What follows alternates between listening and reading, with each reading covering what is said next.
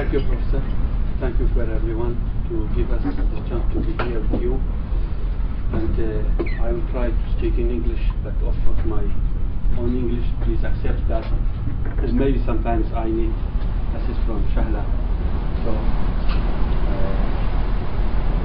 on behalf of our delegation, Dr. Kilo, our ambassador in Switzerland, Iraqi ambassador, Mr. Badreddin as a businessman, and of course Shahla Khan, she was a senior advisor for the Speaker of our Parliament.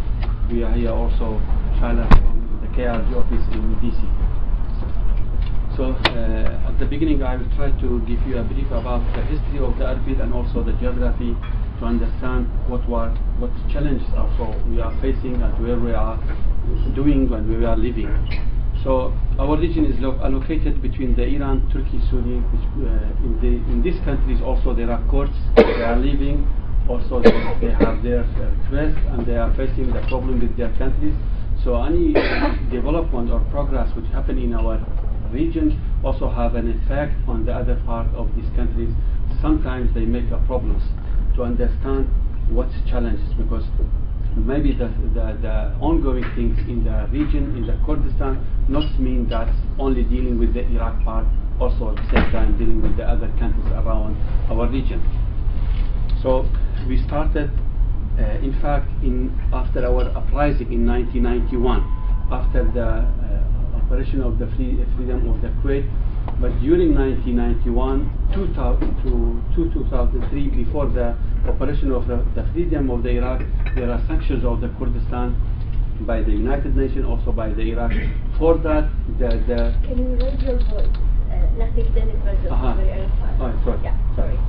So before that, we haven't such a fund to start our development to something legally had not been approved in the Iraq. Our parliament, when announced our federals in 1992, no one approved, no one support us, because the constitution of the Iraq, the situation, the political issue of the Iraq is like that.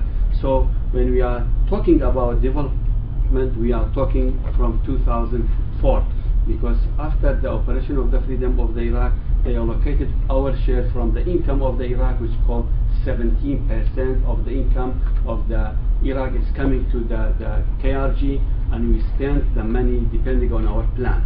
So our development started really in 2004. So for that we say we surround it, but only the sky is limited. We faced all the challenges, and we started our development, our reconstructing our area, and this is the old, this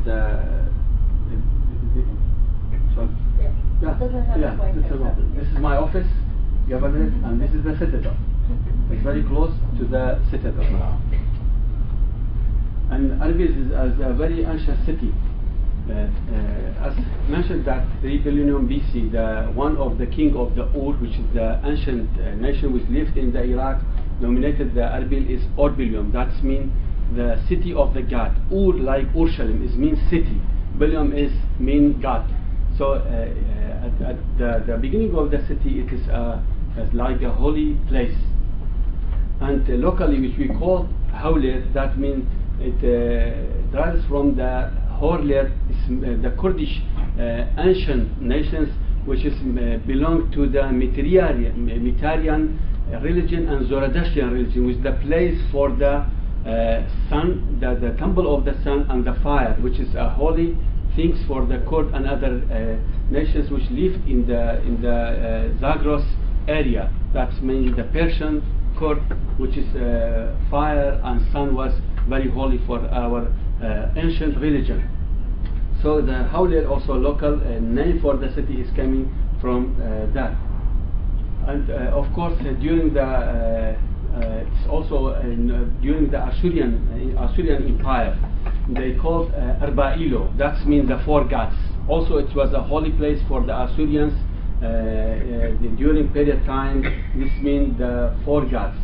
This photo is from 1918. This is the photo of the citadel. we have a contract with the UNESCO for reconstruction for the citadel.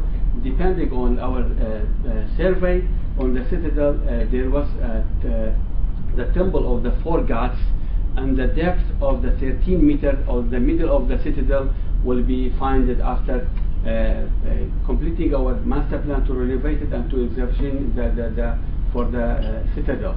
So the age of the city, depending on some historian, is supposed to be 8,000 to 6,000. It's not fixed, depending what we are going to do with the UNESCO on the citadel after during the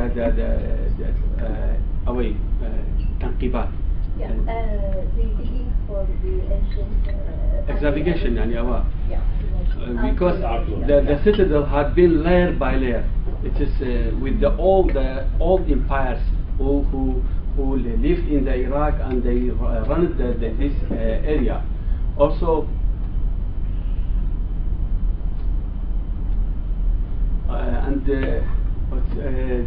the main things also, it's very famous for the Albi is that the Arbilla, or we call Gokmella, the famous battle between the great Alexander and the third Persia, Darius, the third Darius of the Persia. It happened 331 BC. That's when the Alexander faces the Darius, and he opened the Asia, not only in the Persia land, and also opened the east, and the Darius failed in this battle.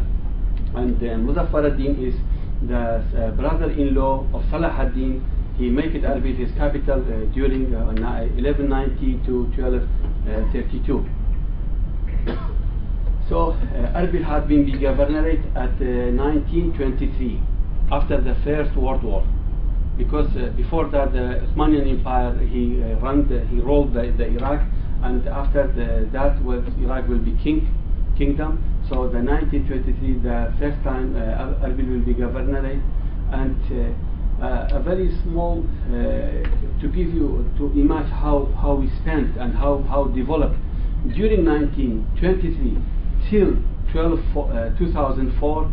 A very few millions had been spent for the infrastructure of the city. But after that, after 2004, we spent around $4 billion of the infrastructure of the city. There is 10 districts belong to the city, and we have also 35 sub-districts. Also, depending on our topography, you can see there's mountains, also open land, springs, rivers of the, and it's good places even for the summer for the people. This is the spring, the autumn.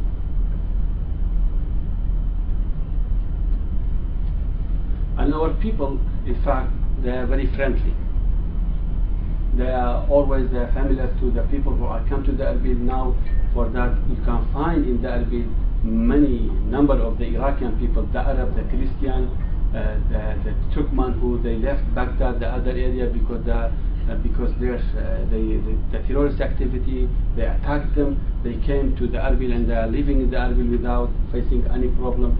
So for that, our people do in the spring, summer, many times we can see him dancing, and they are very open, they are friendly.